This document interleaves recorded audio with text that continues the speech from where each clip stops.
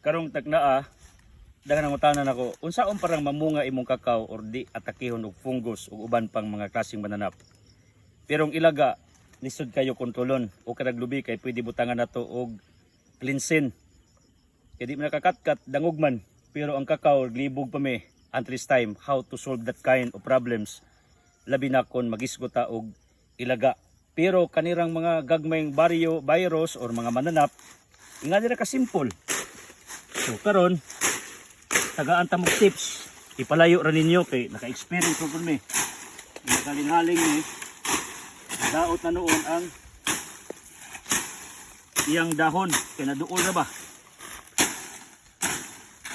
Kini iyang mga dahon-dahon diri atong tapukon lahi itong mga dahon nga atong ibutas punuan pero this time ako mong gipakita ang usa sa solusyon ni ining kakao para mamungag taman unya iwas sa mga mananap or insekto maghaling.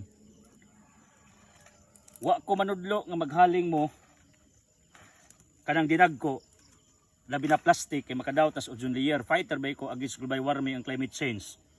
Pero sa kaso nato diri sa atong mga prutas kinanglan sometimes maghaling ka labi na if you talk about karon dagsa kayong dinggi.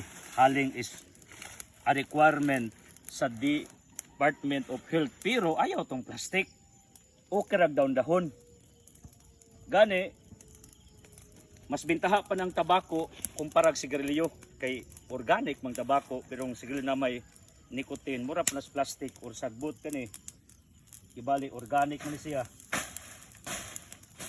ibali dahon naman wa may sabol plastic so dili kayo siya hasardo sa atong environment sa atong Mother Earth.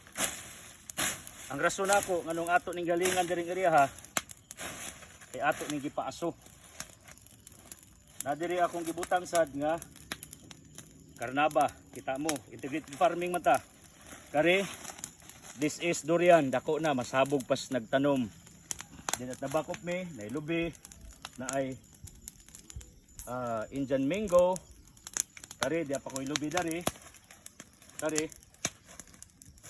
so to solve di lang magsaligtag insecticides tungod kay mahal and very hazardous sa atong environment na itip na ko ninyo maghaling mo nga haling-haling paso kay kung sige ninyo halingan magsig pamunga kabantay mog tanom likod sa inyong kusina mas dagag bunga kumpara sa layo sa kusina unya paabog sa nigmananap para way gasto at the same time patay tanang mga insekto or mulaya sila ibali atong giabog ba.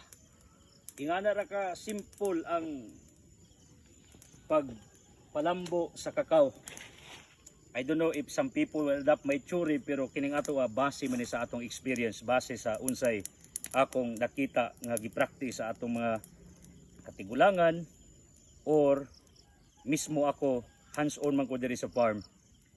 I would like to remind all of you nga nag-content ko sa rason dili kay survival nga tactic or method sa kinabuhi. Wa ko ana graduate na ta ana.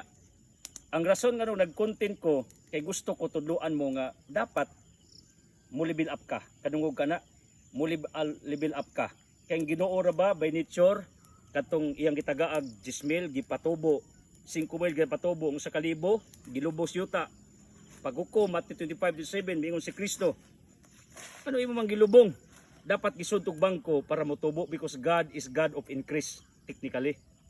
Mo ni akong mindset, mo ni akong gusto nga isod sa imong utok. Ako mo gipakita sa contents nako tungod kay naghatag ko ninyo og avenue. What to do in life para mo angat ka. Ayo danang magpabilin kas imong status nga nagkalisod-lisod survival. No, that's wrong. The content that you have is an avenue for you to be awakened, to be inspired nga naay laing modos or medios para muangat ka. How? Through farming. Okay? God bless.